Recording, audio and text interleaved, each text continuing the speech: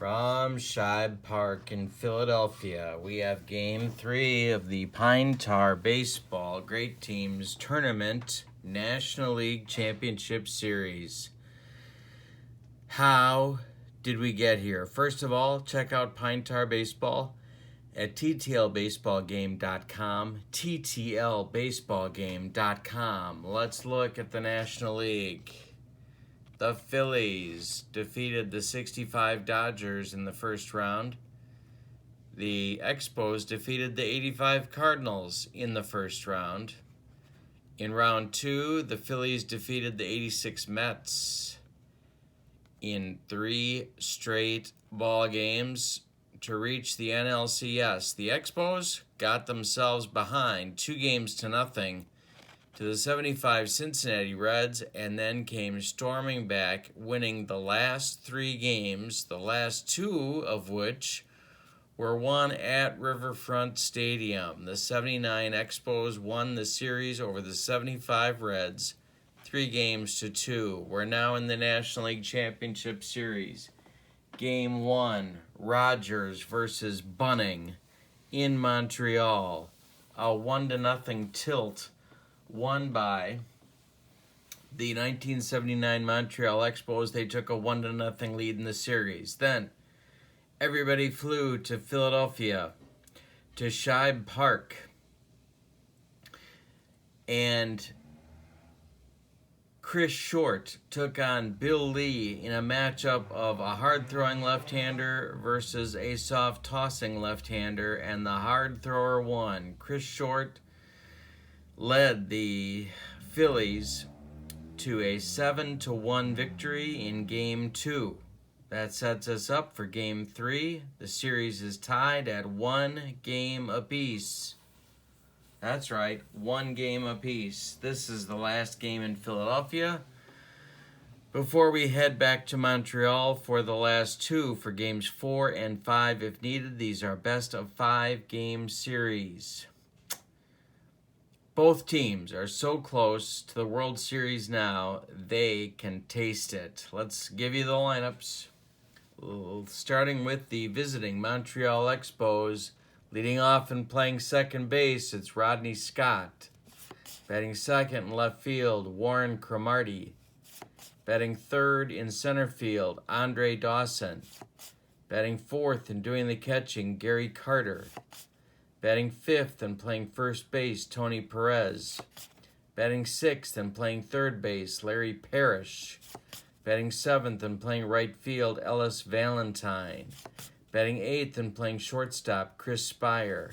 And batting ninth and doing the pitching, left-hander Dan Schatzeder, who is, as you can see on his card, a B starting pitcher on the road, and he drops to a D the third time through the order. He has a walk modifier on a roll of 77, and he pitches 7 innings normally, but can pitch longer with effectiveness. He is left-handed.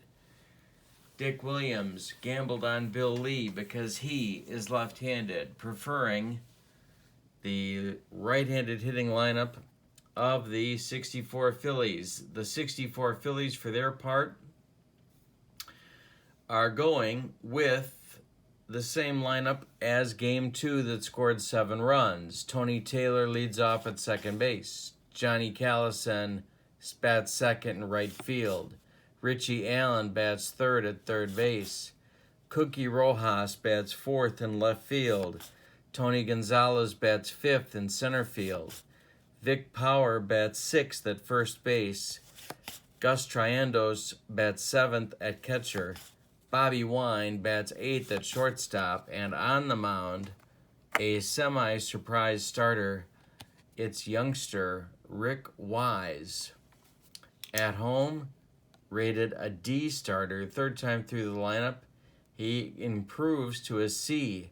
He has a maximum innings pitched of 4, but that, of course, can improve with effectiveness, and he has walk modifiers on 55. And 77. This is the man many say should have gotten some starts down the stretch instead of Gene Mauch's 2-man rotation. But Rick Wise was a rookie in 1964, a young pitcher. Short went the distance in Game 2. The Phillies bullpen is rested with 2 complete games. Bunning went the distance in Game 1, so they are ready to go if and when they are needed. Let's talk about Game 4 for a moment. Back in Montreal, the pitchers will be Dennis Bennett for the Phillies, injured down the stretch in 1964. And he will be opposed by David Palmer if Schatzeder loses, and potentially Rudy May if Schatzeder wins. We'll see how it shakes out, see who's used in relief, and so on in today's game. Both managers want, obviously, this game. They want to avoid the scenario of needing to win games 4 and 5 to get to the World Series. Alrighty, I think we're ready to start. It's Rodney Scott getting into the batter's box against the youngster Rick Wise for the Phillies. The pitch home to Rodney Scott. Wise to Scott is a ground ball third base, gloved by Allen. He's going to throw across to Vic Power, and that's 1 down. We're underway in Philadelphia. Warren Cromartie steps in. He was a .275 hitter in 1979. The pitch to him from Rick Wise is lifted to left field. Cookie Rojas with room. He will take it for out number 2. And now Andre, whoa, and I'm dropping dice left and right. That's not a good sign. That's just not a good sign. And Dawson is a .275 hitter in 1979. The pitch to him from Rick Wise is lined a base hit. A base hit for Andre Dawson to center field. He takes the rookie right back up the box.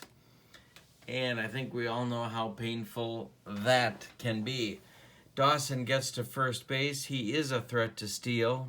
He is an A base stealer with a 76% chance of being safe. Minus Triandos' -5 arm knocks him down to a 70, but Gary Carter is stepping to the plate, and wouldn't the Expos just love a 2-run lead? So we'll see if Dawson's going to take off. Rick Wise to the belt. He checks Dawson at first. The pitch home to Carter. Dawson is not going. This one's hit on the ground to Allen. Allen's going to flip to Tony Taylor, and that will retire the Expos in the first inning. Rick Wise gets through it quite nicely. We go to the bottom of the first, and we are scoreless in Philly. Dan Schatzeder takes the mound, and there are YouTube videos where you can watch Schatzeder pitch against the 79 Pirates and listen to all the terrible things Milo Hamilton has to say about him. Schatzeder is a left-hander and a tough one for the Expos at that. He is rated a B on the road, with dropping to a D the 3rd time through the batting order. He has a walk modifier of 77, and he can go 7 innings. The pitch to Tony Taylor to start this game, the bottom of the first, for the Phillies, is a ground ball to third. That's taken by Larry Parrish, who's going to throw to Perez for out number 1. Johnny Callison stands in. Schatzeder, by virtue of being left-handed, takes Wes Covington out of the lineup, reduces Tony Gonzalez's effectiveness, gets John Hernstein out of the lineup at first base, gets Clay Dalrymple out from behind the plate. And so it's close, but I think their right-handed batting lineup might be a little bit worse than their lefties. The pitch to Callison is trouble. This is trouble. It's hit to left field, and it's going to get over Cromartie's head and bang off the left field wall. Callison's going to stroll into second base, and it's gone. It's gone, a home run for John Callison. It went over the yellow line and is gone. Callison's going to touch them all. He gives the 64 Phillies a 1-0 lead. Elvis has left the building, and so has Johnny Callison. Wow, a big start for the Phillies in the bottom of the first. Callison hits one over the yellow line in left field, and it's 1-0. Richie Allen stands in, a .318 hitter in 1964. This one's hit in the air to center. Andre Dawson with room will take it for out number 2. And now the unlikeliest cleanup man in the tournament. It's Cookie Rojas, but a .291 hitter in 1964. Cookie.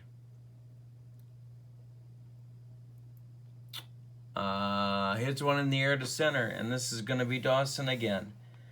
And he will make the play for out number 3. But the 64 Phillies, to the delight of their faithful, have broken out on top on a Johnny Callison home run to left field. He took Schatzeder the other way. And now we go to the second inning with the Phillies on top, 1-0. Tony Perez will lead off. It'll be Perez, Parrish, and Valentine against young Rick Wise. The pitch to Perez is hit in the air to left. Cookie Rojas with room and will make the play for out number 1 in the second inning. Larry Parrish at .307 in 1979. The pitch to Larry. Hit in the air to left. This is also Cookie. His third put out of the day. 2 down. And Ellis Valentine, with certainly enough juice in that bat to get one out of anywhere. It's .276 for Ellis on the 1979 season.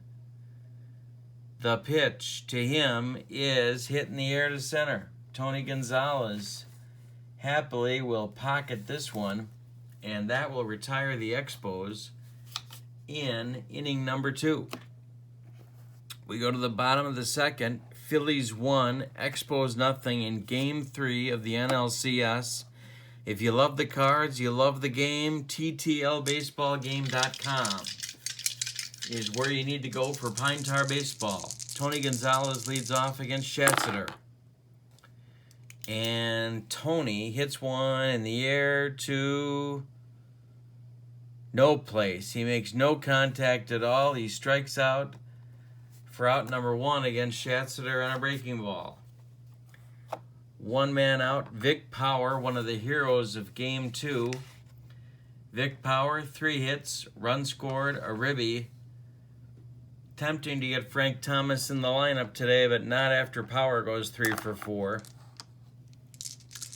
And a Gold Glove caliber first baseman. Pitch to Vic. This is a range check. Vic smokes it. Not literally, of course. Rodney Scott dives, knocks it down. He will throw to Perez, and Vic Power is retired. 1-2 down in the bottom of the second. Gus Triandos stepping in. .250 in 1964, the right-handed half of the catching platoon for Gene Mauch. Pitch to Gus. He struck him out on some Schatzeder gas.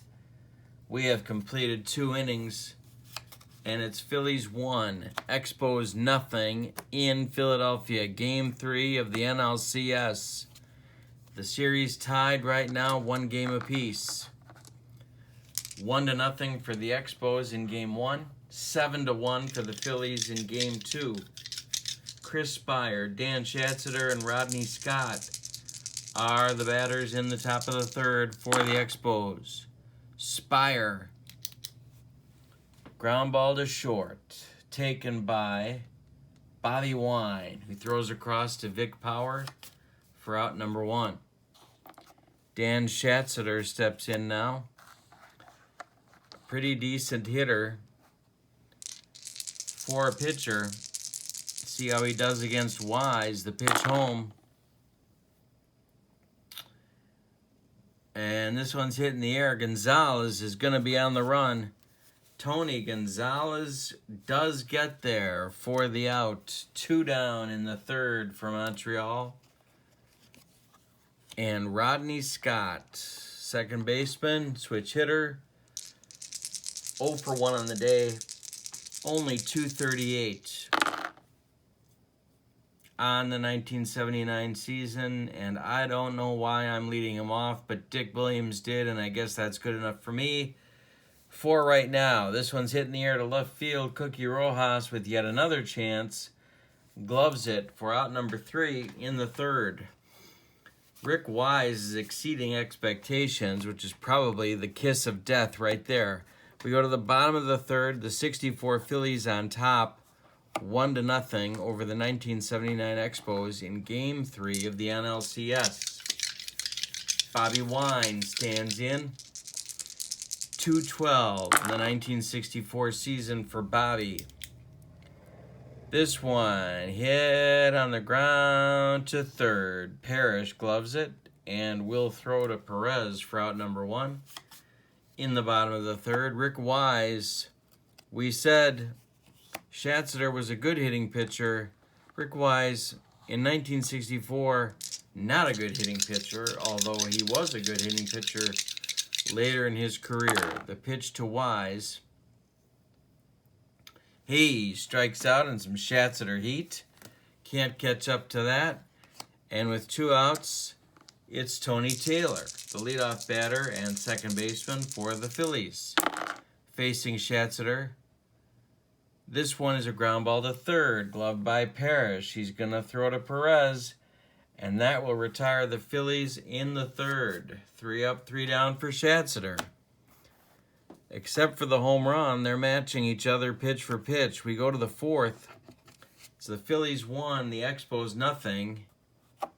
And it's Cromartie, Dawson, and Carter for the Expos. See if they can get something going off of Rick Wise. Every out Rick Wise is able to collect is 1 less out the bullpen has to get this this game. Cromartie is 0 for 1 and 275 on the season. This one is hit in the air to right. Callison is back. He got it, but not all of it. And Callison will make the catch for out number 1. In the fourth, Andre Dawson is 1 for 1 today. Also a 275 hitter in 1979. Wise with the wind and the pitch. And this one is a ball wide, goes all the way to the screen past Triandos. Some nerves facing the Hawk, a young Hawk, by the way. The pitch home is hit hard by Dawson to center field. Tony Gonzalez is back to the wall, and it's gone. Andre Dawson has left the building, so has Elvis, and it's 1-1 now in the fourth. Andre Dawson ties it with a home run. 1-1 in the fourth with 1 out. Rick Wise hung a breaking ball. And Gary Carter is up now trying to do more damage. 0 for 1 for Carter. 283 in 1979.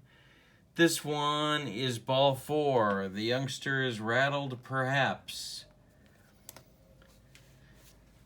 Do they want to start somebody in the bullpen? Gene Mock staring at his lineup card. Tony Perez stands in. Mr. RBI in the 70s. 0 for 1 on the day. 270 on the season. The pitch to Tony is hit in the air to left towards the line. Cookie Rojas on the run. Will get there for out number 2. Carter retreats to first base. And Larry Parrish comes to the plate with 2 outs. Larry Parrish at the plate. 0 for 1 on the day. 307 on the season. Parrish hits one in the air to center. It's a mile in the air, but not deep. Tony Gonzalez is under it, and when he gloves it, that will retire the Expos in the fourth. But Andre Dawson with 1 out homers to tie the game. We go to the bottom of the fourth. It is 1-1. with Callison, Allen, and Rojas due up for the Phillies. Schatzeder back on the hill. Callison homered in the first to give the Phillies the lead. The pitch to Johnny. Hit on the ground to second. Rodney Scott over to his right. Throws and gets him at first. With one out, Richie Allen stands in. Richie 0 for 1 on the game. 318 in 1964. The pitch to Allen. Hit hard to short. Spire on a short hop. Digs it and throws to Tony Perez for the out. That's 2 down in the fourth. And Cookie Rojas 0 for 1 on the day. 291 in 1964. The pitch to him is lifted in the air to left. Warren Cromartie's got room, and he makes the play. And after 4 complete, the Phillies only hit. The Phillies only base runner is Johnny Callison's solo homer. We are tied after 4. We are go to the 5th. Rick Wise back on the mound. He has allowed fewer than 2 runs, or 2 runs or fewer. So he can keep going even though his innings pitched is 4 under normal circumstances. Okay. So it's Valentine, Spire, and Schatzeder in the top of the 5th. We're tied up 1-1 in Philly. Valentine 0 for 1 on the day. Pitch to Ellis is hit deep. Center field. Tony Gonzalez back. This one's gone. He's left the building, and so has Elvis. 2-1 Ellis Valentine home run. Here comes Gene Mauch. That's going to do it for Rick Wise. That is going to be all she wrote for Rick Wise. Who they're going to bring on? Great question.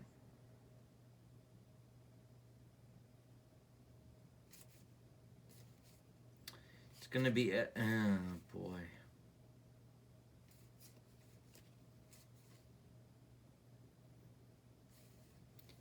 Not a lot of good options here. It's a little bit early, but Mauch thinks Wise is done, so he's going to Ray Culp.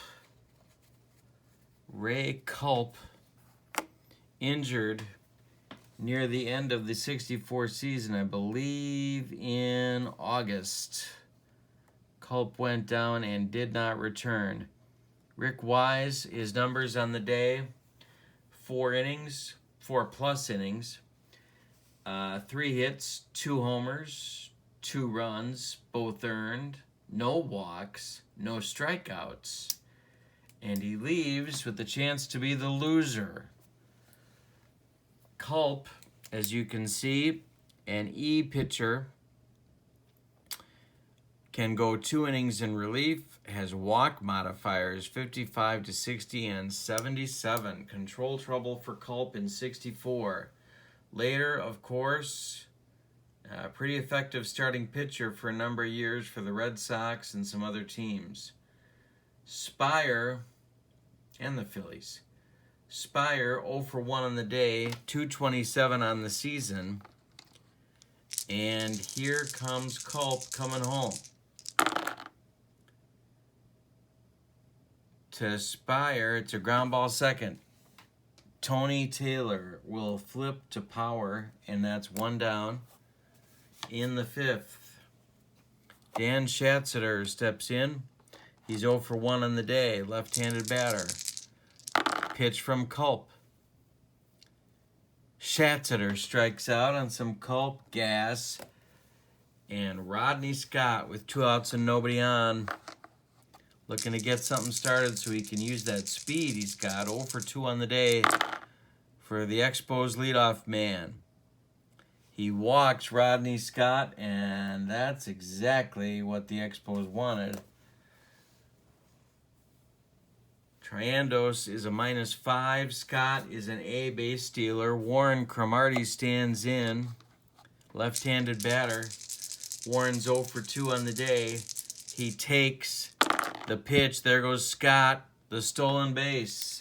Scott steals safely. The throw from Triandos to Taylor, not in time. And so with 2 outs, Cromartie as an 0-1 count, and Scott is safe at second base, ready to score. Cromartie can lace a base hit. Dawson stands looming on deck. The pitch to Cromartie. Ground ball first. Gloved by Power. He's going to take it himself, and that will retire the Expos in the 5th, but on the strength of an Ellis Valentine home run. The 1979 Expos take a 2-1 lead going into the bottom of the 5th. For the Phillies, it'll be Gonzalez, Power, and Triandos in the bottom of the 5th. We're halfway home in this one. Gonzalez stands in. He's 0 for 1 with a strikeout against Schatzeder so far. Schatzeder has retired 11 in a row. And I broke that one nicely. Line drive, base hit, right field. Gonzalez is aboard. Vic Power stands in. Excellent fundamentals. Will Mock elect to bunt here?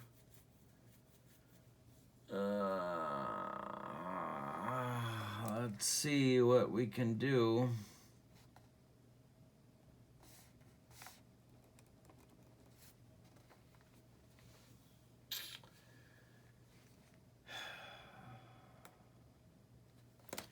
Power had 3 hits yesterday. Let's see what he does. Gonzalez works on his lead. The pitch to Power. He's not bunting. This one is driven to right. Valentine on the run. He will get there, and Gonzalez will retreat to first. 1 gone in the 5th. Gus Triandos 0 for 1 on the day. 250 in 1964. And Schatzeder would love a double play ball off of this man's bat. Pitch to Gus. He strikes him out on some high heat. Some high heat from Dan Schatzeder is too much for Gus Triandos to catch up with. And now they've got Bobby Wine stepping in. Culp is on deck. But I gotta believe he's not going to bat if Wine should reach. Schatzeder to the belt. He looks at Gonzalez. The pitch home. We got a range check. Get to the kitchen. We've got a range check. This one is hit to left field. Cromartie is not going to get there. It's a base hit. Gonzalez will stop at second base. Gonzalez stops at second base. The Phillies have 2 men on and 2 men out. In the 5th, and Ray Culp is due, and Ray Culp ain't gonna bat. There's no action at this point. There's no action in the Expos bullpen. And here comes Frank Thomas to pinch hit for Ray Culp.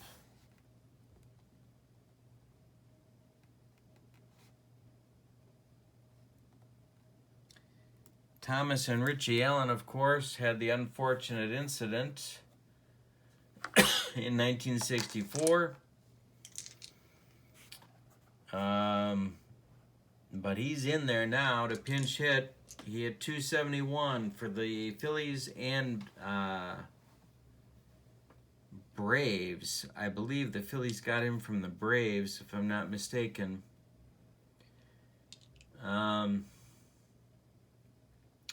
Let's set the stage for you. There's 2 men out. Tony Gonzalez with good speed is on second base. Bobby Wine on first base with a rare base hit. There's 2 outs, and Frank Thomas, slugging first baseman, sometimes outfielder, facing Schatzeder. Pitch home. And this is trouble. This is trouble. Hit to left field. It's going to get over Cromartie's head and bounce around in the corner.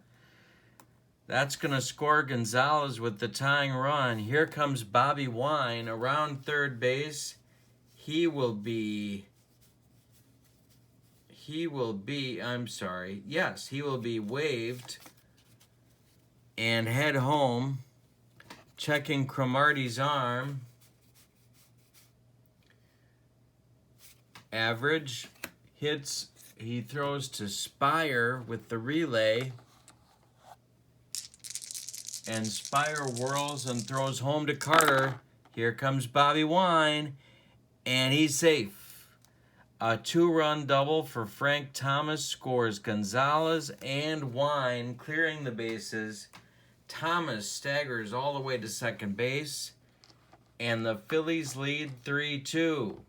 Phillies fans going nuts, and Dick Williams is on the phone to the bullpen. Scott Sanderson is in a hurry, is warming up, and Dan Schatzeder will face Tony Taylor with Frank Thomas on second base, and he has relinquished the lead in the bottom of the 5th. It's 3-2 Phillies. Taylor is 0 for 2 today. The pitch to Taylor is a ground ball to third, taken by Parrish, who throws to Perez, and that will retire the Phillies. But a pinch hit double by Frank Thomas leads to 2 Phillies runs. It's 3-2 Philadelphia as we go to the top of the 6th.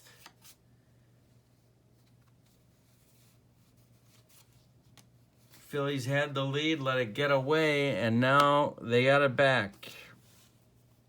The meat of the Expos order, Dawson, Carter, and Perez are due in the 6th. And so the new Phillies pitcher is going to be right-handed setup man and sometimes closer, Ed Roebuck.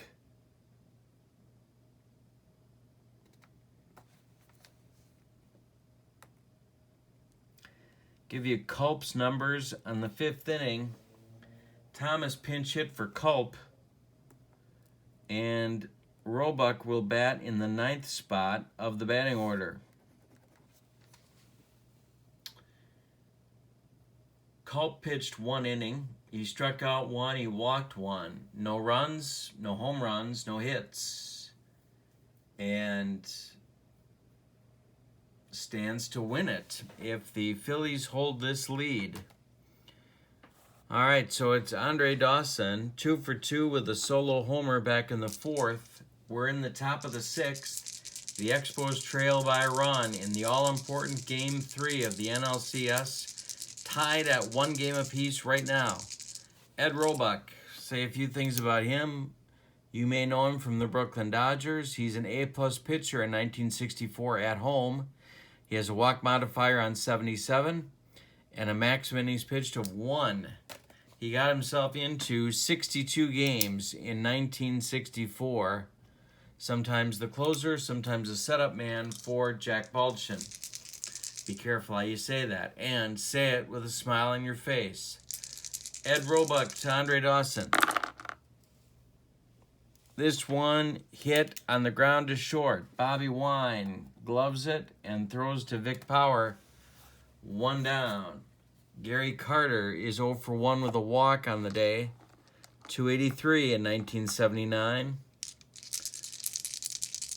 Pitch to the kid. Ground ball third, gloved by Richie Allen. Throws to Power, 2 down. And Tony Perez Tony Perez, 0 for 2 on the day. A couple of flyouts to Cookie Rojas in left field. The pitch to him. Hitting the air to center. Tony Gonzalez will glove it, and that will retire the Expos in the 6th. We go to the bottom of the 6th.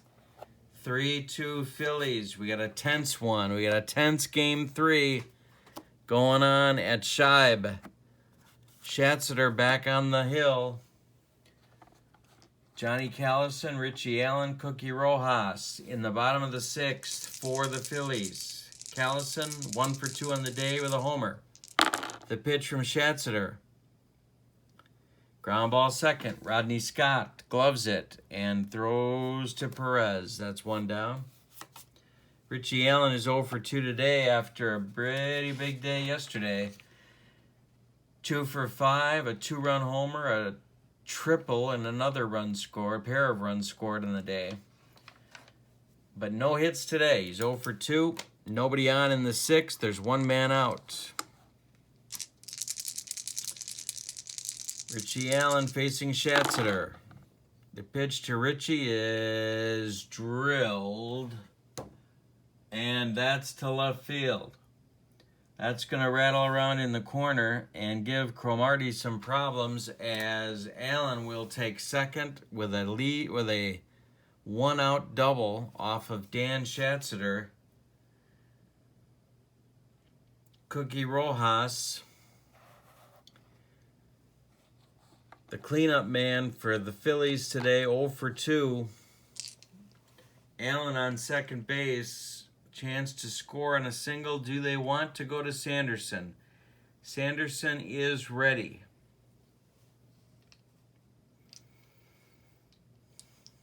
Going to stick with Schatzeder. Invites pinch hitters. And they've got some good left-handed sticks on that bench. Schatzeder to the belt, checks Allen. The pitch home to Rojas. Line shot, diving. Tony Perez makes the grab, and that's 2 down. Allen retreats quickly to second base. And Tony Gonzalez digs in. He's 1 for 2 on the day with a strikeout, a single, and a run scored. Batting 5th, fighting the platoon. The pitch to Tony is ball 4. He walked him. He lost Tony Gonzalez. And now it's first and second for the right-handed batting Vic Power. And that's going to do it. Here comes Dick Williams. Now the question is, double switch or not? They're not in a great spot in the order to do a double switch.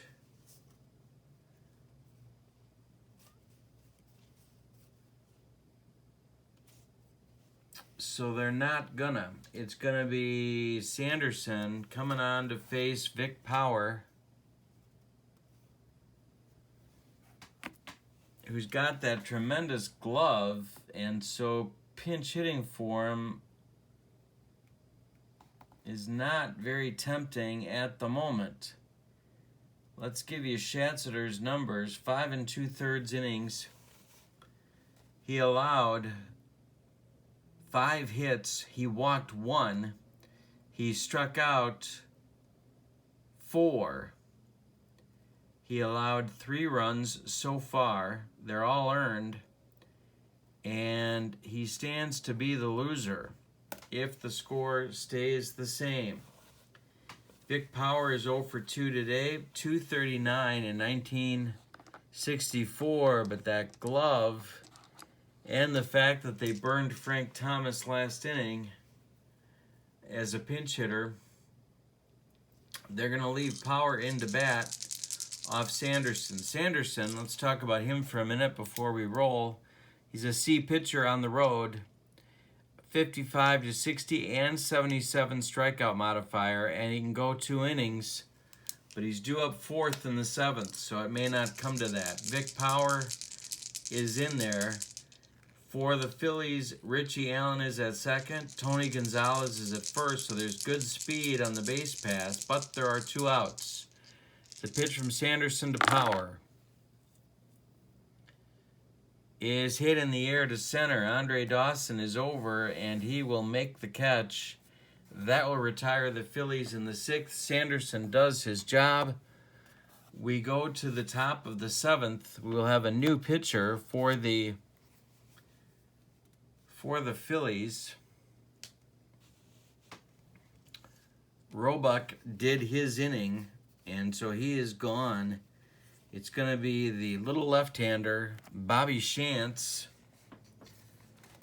who was used a lot by Gene Mauch in 1964, and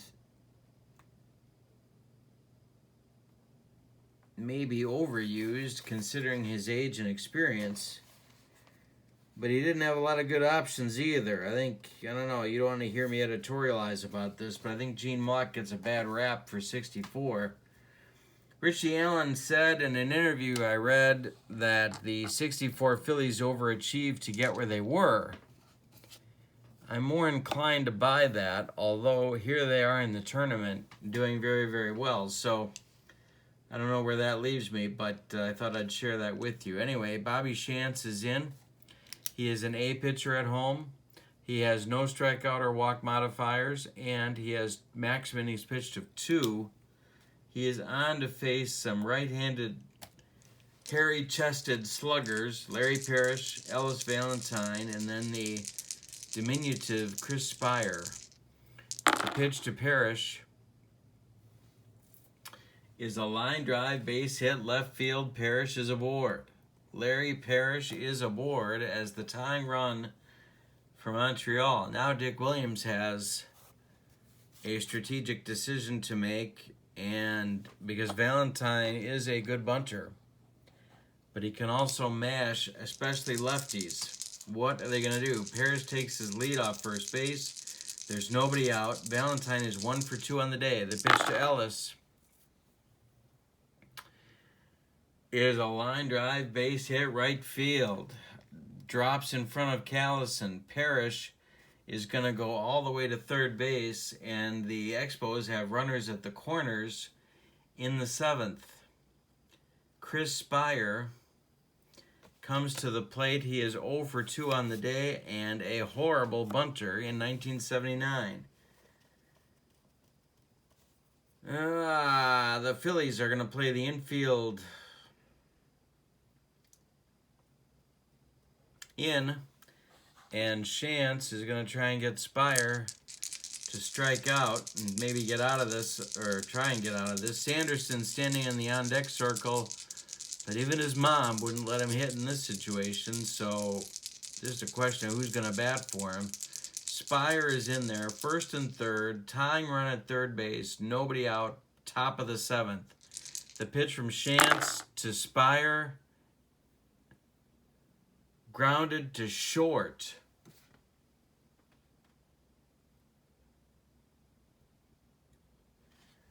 Grounded to short, gloved by Wine.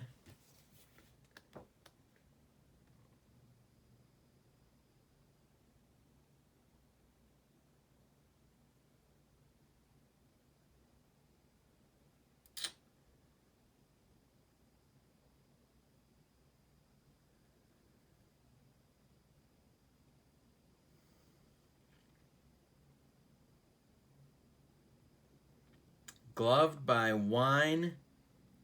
There goes Parrish for home.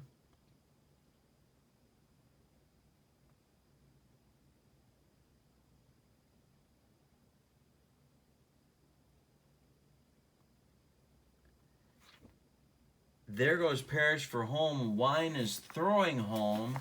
Triandos with the tag, and Parrish is out at the plate. Wine to Parrish on the contact play. Wine to Triandos, cut down Parrish at the plate, and Valentine is safe at second. Spire is safe at first on the fielder's choice. So the Expos lose their runner on third. Parrish does not score. It's still 3-2 Phillies. Dick Williams. Scott Sanderson took 2 steps toward home plate. Dick Williams ran out of the dugout and literally tackled him before he could get any closer. Scary, scary stuff going on at Shibe Park tonight.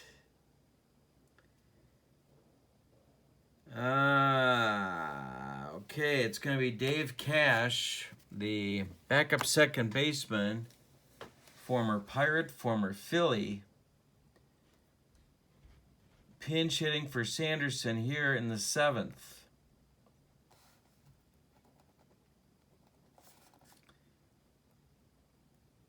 Cash lost his starting job to Rodney Scott and a bad knee, but Dick Williams certainly made use of him off the bench. 321 in 1979 and a 358 on base average.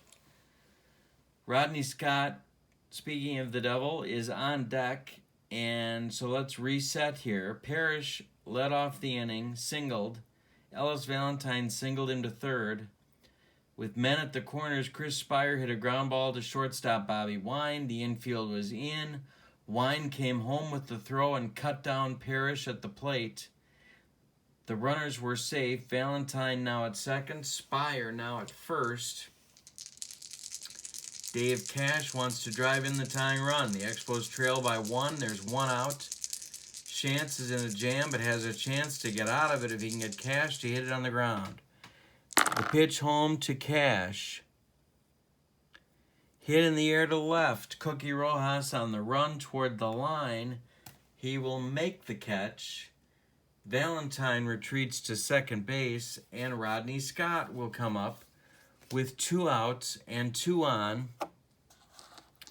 The Expos have had a golden opportunity to tie this game and have not been able to do it. Shantz with 2 outs. Valentine takes his lead off second. Spire off first. The pitch to Scott.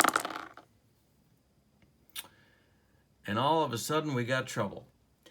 This one is drilled, if I can use that term, with a Rodney Scott hit. Down the line, it's a 64 hopper past Richie Allen and into the corner.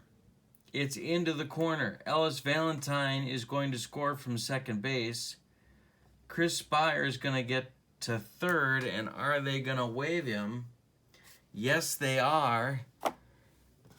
Rojas, not a strong arm in left field, hits Bobby Wine with the relay. Wine whirls and throws home to Triandos, and it's not in time. A 2-run double for Rodney Scott. Valentine scores. Spire scores. The 79 Expos take the lead 4-3 in the top of the 7th. This game is crazy. It's a topsy-turvy game 3 of the NLCS. In my Pine Tar Baseball Great Teams tournament, don't forget TTLBaseballGame.com. Warren Cromartie due up. He's a left-handed batter. Scott on second base. 2 runs in. 2 men out. Cromartie, a left-handed batter, against Shantz, a left-handed pitcher. The pitch home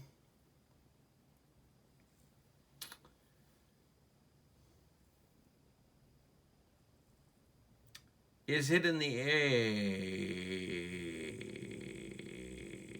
Ball 4. He walked him. And now we got Dawson. With Carter on deck, it's Scott at second, Cromartie on first. And Dawson does horrible things to left-handed pitching. He does horrible things to all kinds of pitching. They're going to leave Shantz in to face him.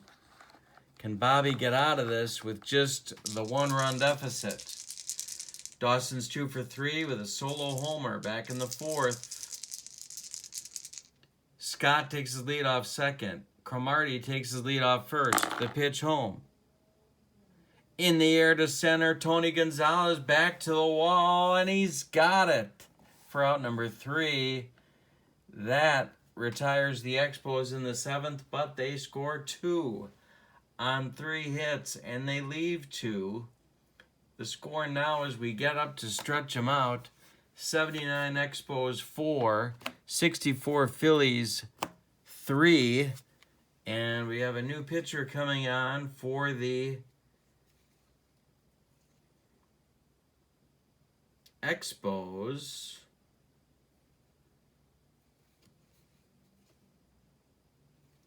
And it's going to be Stan Bonson, former Yankee Rookie of the Year, former White Sox and Athletic, former starting pitcher. And in 1979, he was a sometime closer, sometime setup man for the 1979 Expos. For Stan Bonson, as you can see, his rating on the road is an A. Walk modifiers on 55 and 77, and he can give you 2 innings if you need him. Gus Triandos will lead off. It's tempting to go to Clay Dalrymple, but they're not going to. Gus 0 for 2 on the day with a pair of strikeouts. The pitch from Bonson is a strike 3 called. Triandos with the hat trick. And Bobby Wine due up now in the 7th. 1 for 2 with a run scored on the day. Chance on deck. Pitch to Wine is a ground ball to short. Chris Spire gloves and throws to Perez, 2 down. And Shantz is due, and he ain't gonna bat. Bobby Shantz stunk up the joint in the top of the 7th. And we're going to see a pinch hitter. It's going to be a left-handed pinch hitter. It's going to be Wes Covington batting for Shantz against Bonson here in the bottom of the 7th. 2 outs, nobody on. And Covington with some juice in that bat. He's a .280 hitter in 1964. Pitch to Wes. Hit deep. Hit deep. Dawson going back to the wall. Wes Covington just took Stan Bonson out of here. Elvis has left the building. So has Wes Covington. It is now 4-4. We are tied again in this one. Shibe Park, Game 3, NLCS. Wes Covington doing his best Bernie Carbo imitation. And we're tied at 4. Tony Taylor coming to the plate. Wow. Wow. Tony Taylor coming to the plate. Tony is 0 for 3 on the day, 251 on the season. The pitch from Bonson is bounced through and past Rodney Scott into right field. Tony Taylor is aboard. Woody Fryman is going to start getting ready in a hurry in the Expos bullpen. Woody Fryman is getting ready in a hurry, and that brown substance on Stan Bonson's pants leg is not from sliding. That's all I'm going to say about that. Johnny Callison, 1 for 3 today. He is at the plate. He homered in the first to give the Phillies the lead. Tony Taylor takes his lead off first. Bonson to the belt. The pitch home to Callison. Ground ball second. Rodney Scott's going to go the short way to Spire, and that will retire the Phillies in the 7th. But the bat of Wes Covington provides the juice for the Phillies to tie the game in the bottom of the 7th. Shantz gives up the lead in the top of the 7th. Covington's pinch hit home run ties it in the bottom of the 7th. For the Expos, in the 8th, it'll be Carter Perez and Parrish.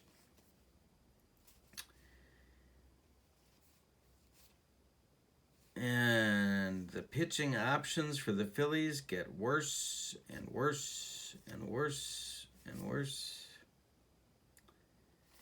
But they're going to Baldwin. They're going to their closer. And because they really don't have a choice.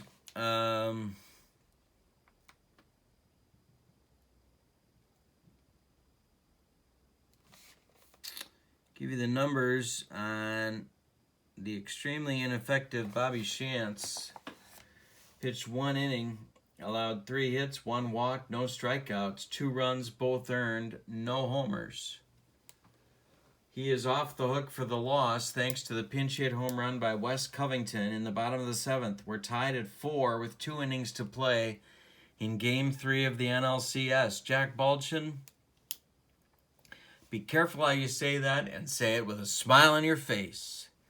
Jack Baldwin pitched in 71 games for the 1964 Phillies, as you can see up here at the top of his card. At home, he's a B. He's got strikeout modifiers of 55 and 77, and he can give you 2 innings. But if he does, he's no good tomorrow. So that tells you what Gene Mauch thinks of this game and the importance that he places on it. Gary Carter, Tony Perez, and Larry Parrish in the top of the 8th. This one's been back and forth. Tense ball game. Carter 0 for 2 with a walk. Carter hit in the air to center. Tony Gonzalez is going to come in 3-4 steps and make the play for out number 1. Tony Perez 0 for 3 on the day. Tony looking to get something going. This one hit on the ground to third, taken by Richie Allen, who throws to Vic Power for out number 2. And Larry Parrish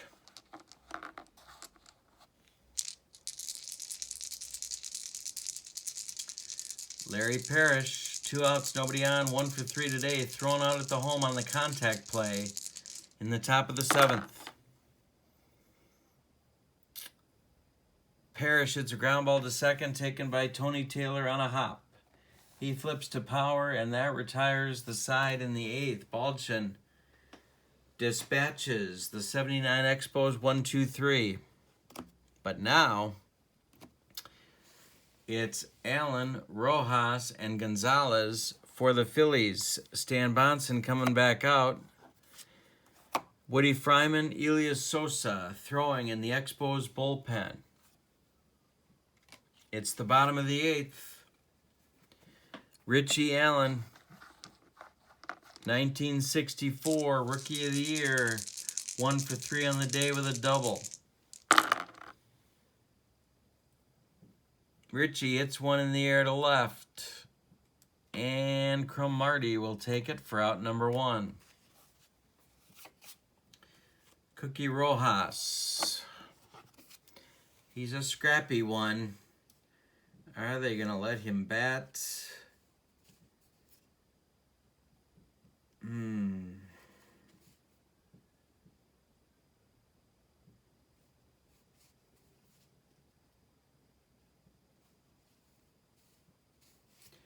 Yes, they are. They're letting Cookie bat.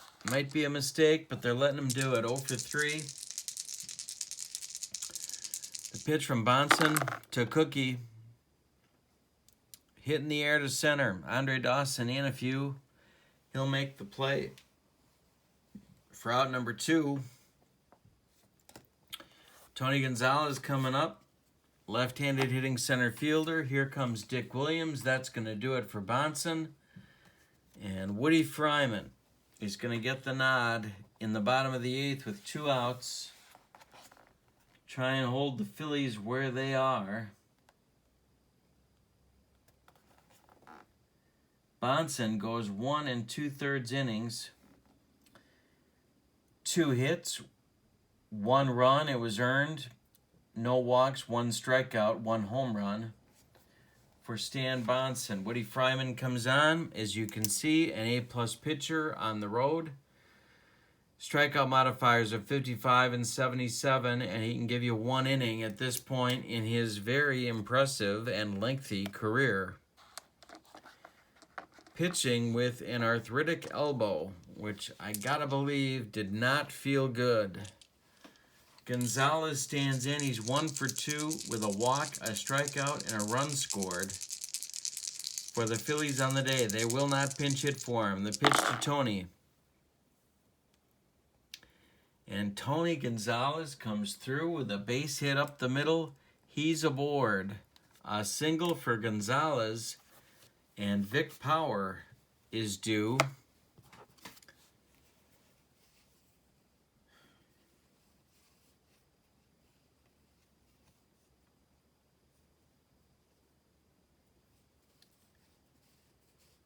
Oh boy, they got one big bullet on the bench that's right-handed, and is this the time to use him?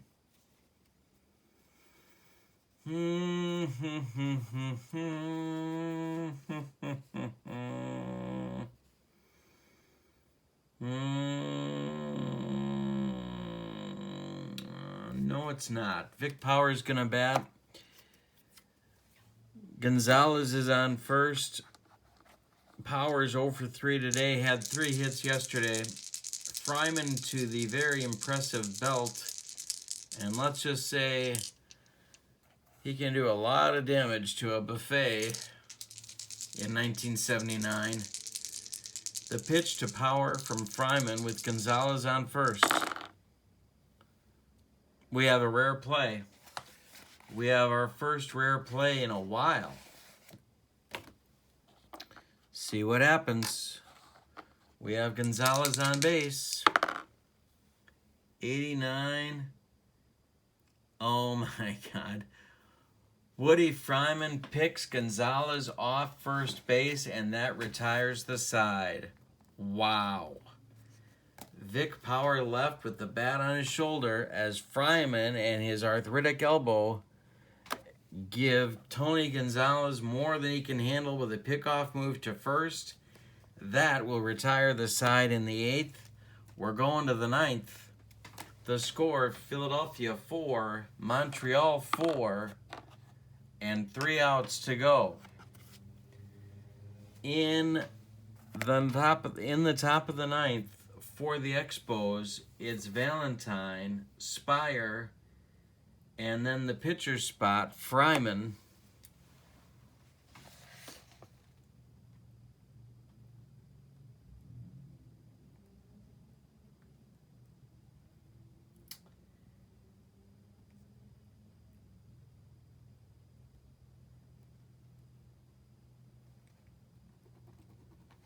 For Montreal, Jack Baldwin, the Phillies closer. Smile when you say that, and say it carefully. Ellis Valentine will lead off 2 for 3.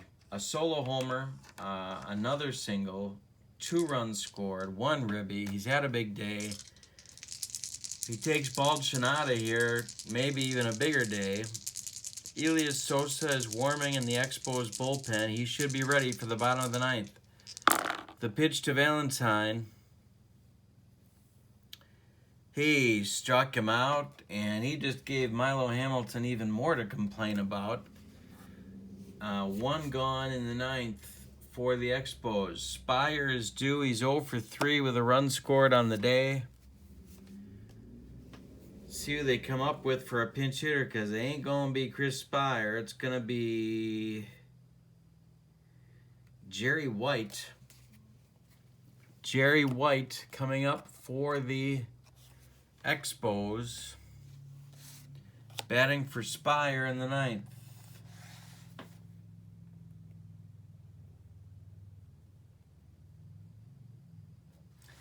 In White's last appearance, which was yesterday, he flew out to center field as a pinch hitter in the 7th. White has another chance right now. 1 out, nobody on. Baldwin the wind. The pitch home to White. And Jerry White draws a walk.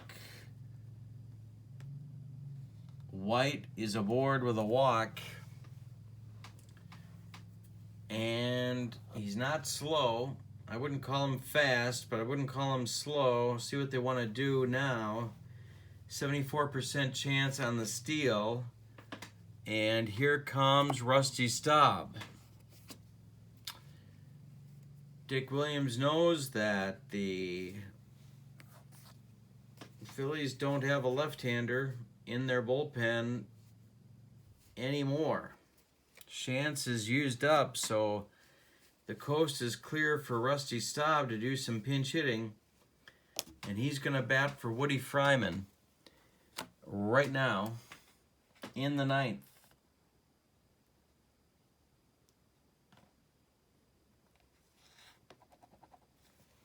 Triandos, a -5. Jerry White, a 74. So that knocks knocks White down to a 69. He can go if Williams wants him to go. Rusty Staub is up at the plate. White works on his lead. Balchin to the belt. He checks White. There goes White. It's a strike to Staub. The throw is not in time. White is safe on the steal. He is safe at second base. Staub took strike one. Balchin now has a runner for the Expos in scoring position. Staub with one strike. There's one man out. White on second base. The pitch. He hit him. Balchin hits Balchin hits Staub, and that puts Rusty on first base. Rusty did not do much to get out of the way, but nothing was called, and Rusty runs, if that's the word I'm looking for, down to first base. We're going to have a pinch runner for Staub. It's going to be Jim Mason.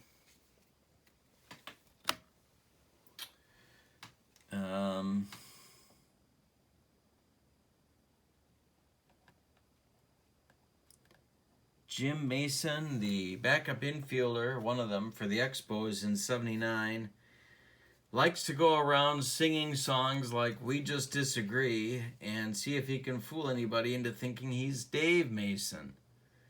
It's a sick, twisted story. It's a sick, twisted story. All right, so... All right, I'm going to put it back together here. Balchin is in trouble. White is on second. Mason is on first. He's got his guitar. And Rodney Scott coming to the plate.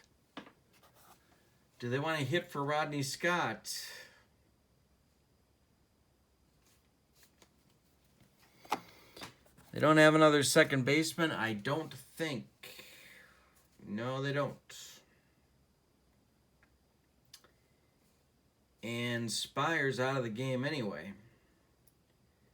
So that means Mason's got to play short. Yeah, yeah. So it's going to be Scott against Balchin. Rodney Scott, the man Dick Williams said might be their most valuable player. With a .238 batting average and a .319 on-base percentage, Rodney Scott better be the best bus driver for the team bus that I can possibly imagine. Or Dick Williams is overstating it a little bit on a team with Andre Dawson, Gary Carter, Tony Perez, and Larry Parrish, and even Milo Hamilton's favorite player, Ellis Valentine. Rodney Scott, 1 for 3 with a 2-run double back in the 7th, and a walk, and a stolen base. There's one out. White is at second. Mason is at first. The Expos want to break out on top. The pitch home is a ground ball to first, gloved by Power.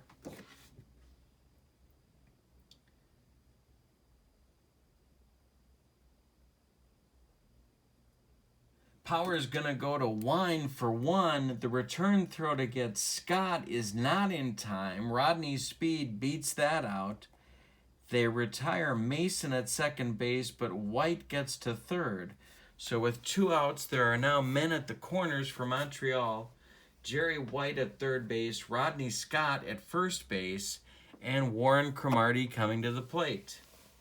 Still a great chance for the Expos to take the lead if they can get a timely hit from Cromartie. And Andre Dawson is on deck. Baldwin might be pushing it a little bit here, might be getting a little bit tired. First and third, 2 outs. Check Scott at first. He could be going.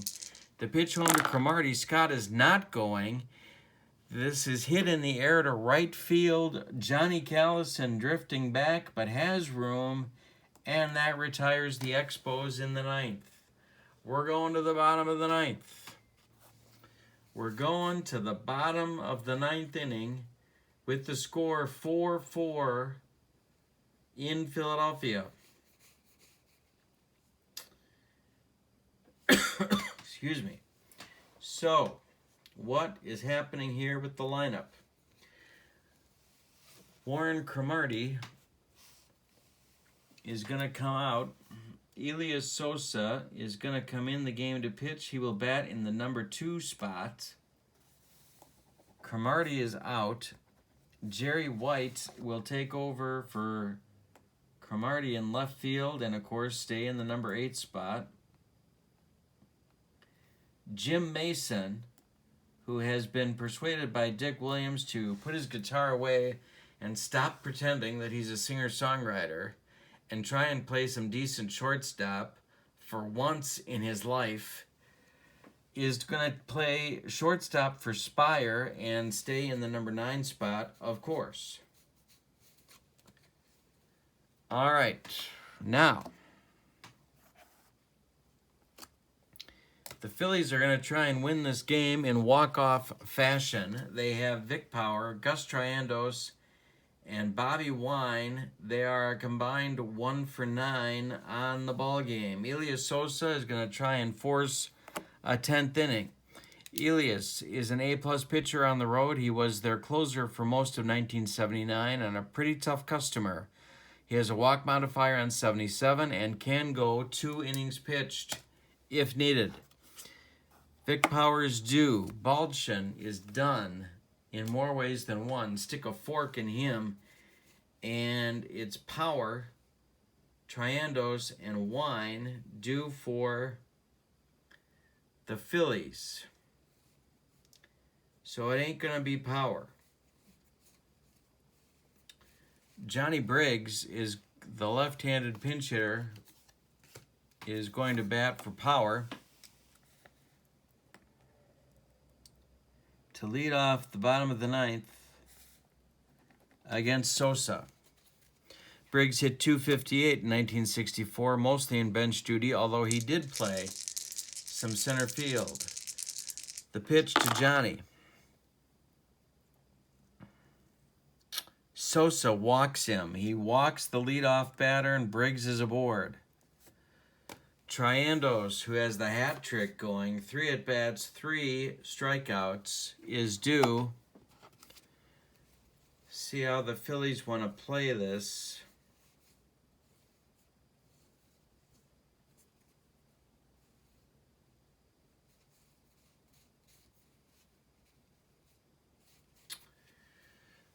They're going to let Triandos bat. Briggs is aboard.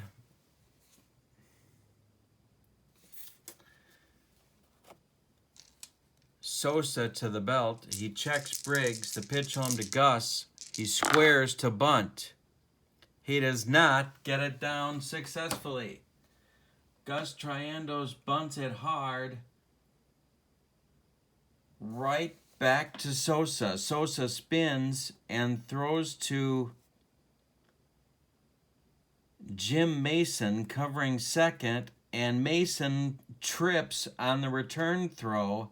Triandos beats the wrap at first base, but they get the lead runner. Triandos safe at first on the fielder's choice.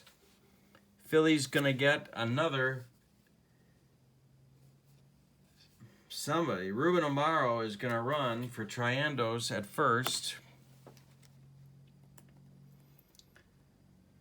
Amaro is a backup infielder who played when Gene Mauch got sick of watching Bobby Valentine try and get a base hit.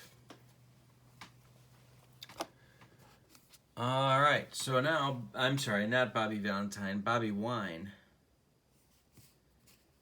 Now, Clay Dalrymple is going to pinch hit for Wine. He is the other catcher the Phillies have.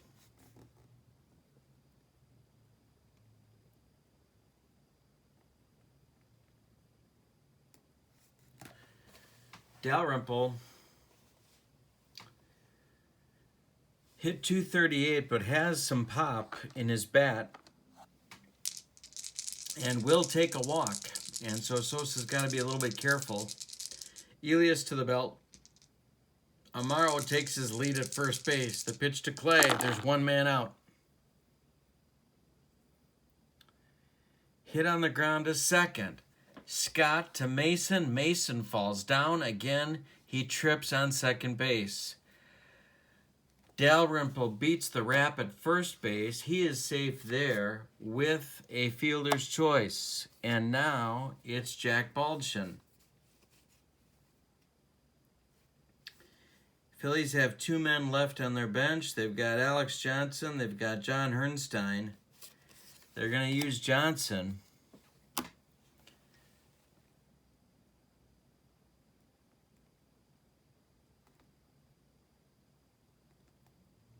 Johnson will bat for Baldwin. Amaro's retired. Dalrymple at first. Hernstein is the last non-pitcher left on the Phillies bench. Sosa has to be careful with Johnson. He's a dangerous hitter. .303 in 1964, although mostly against left-handed pitching. The pitch home from Sosa. Dalrymple takes his lead. He strikes him out. We're going 10.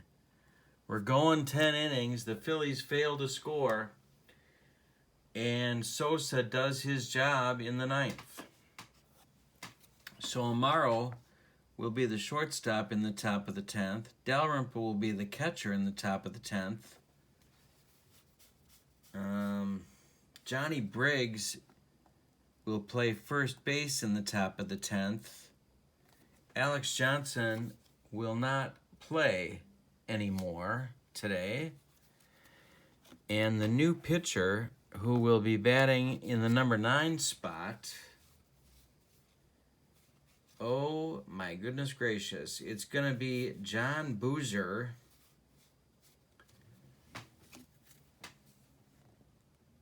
A sometime starter. He got 3 starts in 1964. But mostly a relief pitcher. 19 relief appearances. But wait till you get a load of this card. He is a G pitcher at home. He does have strikeout modifiers, 55 to 60 and 77, and he can give you 2 innings. But the Expos have a golden opportunity to get some runs across now, and they've got the heart of their order ready to do it. Andre Dawson, Gary Carter, Tony Perez, and they still have some guys left on the bench who can play. So, let's see what happens here. Boozer, a right-hander, will face Dawson. Dawson, 2 for 4 on the day with the solo homer. And the Hawk singles to lead off the 10th to center field. Base hit, and Dawson is aboard. He is a 76% base stealer. Let's check Dalrymple's arm. -9 for Clay. Knocks Dawson down to a 67. They're going to let Carter try and do something dramatic before sending Dawson. Carter 0 for 3 with a walk on the day. Boozer to the belt. Checks Dawson. The pitch home to Carter. A comebacker. A comebacker.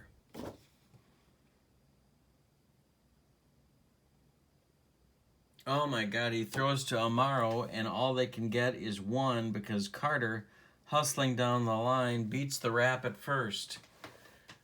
Carter is now at first. They lose Dawson as a base runner because they didn't send him. And Tony Perez will be the batter. 1 out, 1 on for Montreal. Perez 0 for 4 on the day. The pitch to Tony. Ground ball short. Amaro goes to Taylor for 1. The return throw to Briggs. Not in time. Perez beats the Rap at first. Wow, there's some slow guys getting on. And Larry Parrish will be the batter with 2 outs and Perez at the plate. 1 for 4 for Larry on the day. Boozer to the belt. The pitch to Parrish. Ground ball third, gloved by Allen. He's going to go the short way to Taylor, and that will retire the Expos in the 10th. And nobody on the planet can believe they couldn't get a run off John Boozer. We go to the bottom of the 10th. Sosa's coming back out, I believe.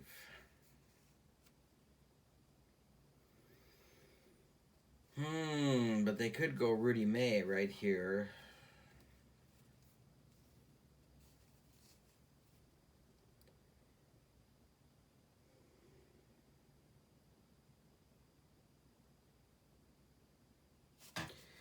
Okay, Sosa is back out to face Taylor. May is warming up in the bullpen. It's going to eliminate him as a Game 4 starter. Tony Taylor is up. He's 1 for 4 today. The pitch to Tony. Line drive, base hit, Taylor's on. Oh my, I'm sorry. I'm looking in the wrong column. He walked him. He walked Tony Taylor, and that's going to bring up Callison. Nobody out. Taylor on first. Has a decent ability to run, but Carter's arm is a -13. They're not going anywhere. Callison is up 1 for 4 on the day with a solo homer. Richie Allen is on deck. Phillies fans going nuts. They think this is it. Callison. Taylor takes his lead. Sosa checks him at first. The pitch home to Callison.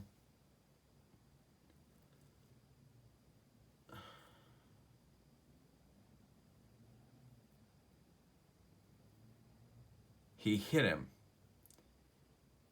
He hit him with a pitch, and that's going to move Taylor to second. Send Callison down to first, and with nobody out and 2 men on, it's Richie Allen coming to the plate. Cookie Rojas is on deck. There's nobody out. Oh, do they want to do this? The Expos are going to stick with Sosa. And Allen is 1 for 4 with a double on the day. Tony Taylor is a fast base runner at second base. If Allen can hit it in the outfield, Taylor's going to be tough to catch. The pitch home to Allen. He struck him out on some Elias Sosa gas. 1 down. Cookie Rojas. Cookie. Rudy May is ready in the bullpen. They can go to Hernstein, but what that's going to get them is a snootful of Rudy May, and I don't think they want that. I think they'd rather have Rojas face Sosa than Hernstein face May. So Rojas stays in. Cookie 0 for 4 on the day against Sosa. He has not batted yet. Reset the base runners. Tony Taylor at second base. Johnny Callison at first. There's 1 man out. The Expos looking for a double play ball. Sosa to the belt. Takes a long look at Tony Taylor at second base. The pitch home to Rojas.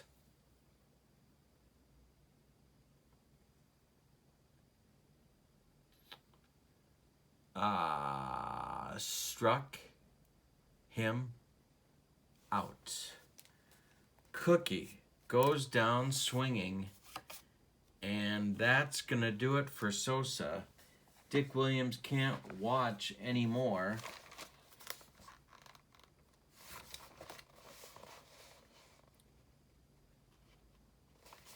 He's going to bring in the left-hander, Rudy May, to face the left-handed batting Tony Gonzalez, who has defied the odds in this game by getting 2 hits and a walk off of left-handed pitching. So Rudy May is coming on with 2 outs in the bottom of the 10th and a chance to walk this thing off for the Phillies. Rudy May is one tough customer. He is an A-plus pitcher on the road. He has a strikeout modifier of 77 and a maximum of 2 innings pitched. Tony Gonzalez is in there because the Phillies do not have a right-handed pinch hitter. And yeah, they just don't. And yeah, so it's Tony. It's Tony. Gonzalez is up there, 2 for 3, run scored, a walk on the day. He also struck out. He can win this game. Tony Taylor with his lead off second base. Rudy May checks him. He's going to get another step against the left-hander. The pitch to Gonzalez. Ball 2. 2 balls, no strikes to Gonzalez. Pitch from May.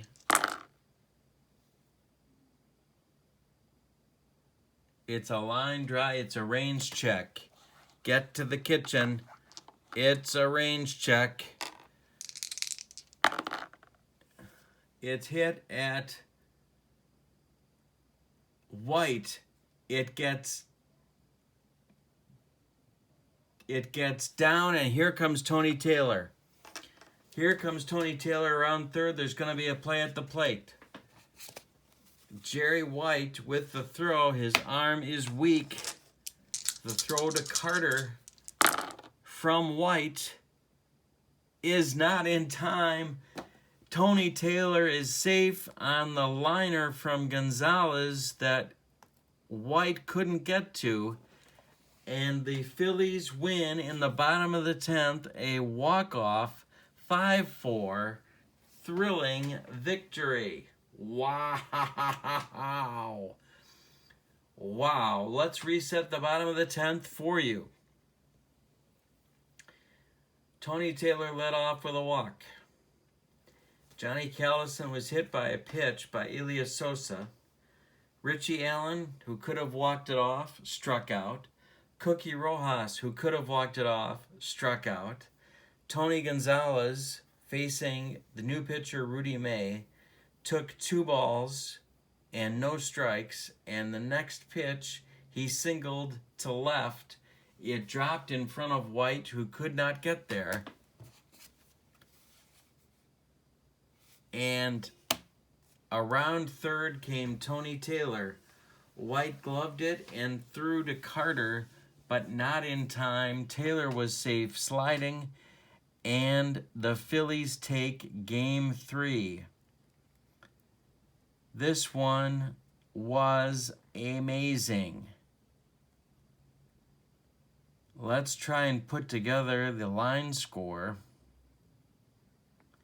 for you on this thriller.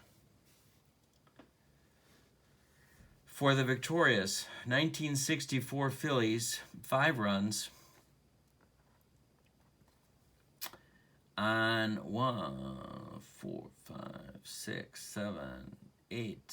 9 hits. They committed No errors in the ball game, and the vanquished 1979 Expos scored 4 runs on 2, 3, 4, 5, 6, 7 hits. They committed no errors. The winning pitcher, Jack Baldwin. The loser, Elias Sosa.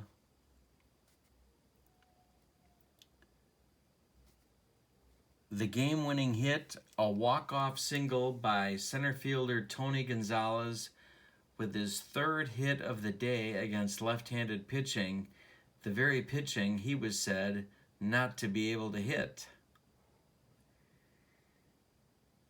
The bullpens for Game 4 are going to be a mess. The 2 teams are going to get on the plane and fly to Montreal for Game 4. It will be a must-win for the 79 Expos. The Phillies are 1 win away from the tournament finals, or what I am calling the World Series. Jack Baldwin will not be available for Game 4.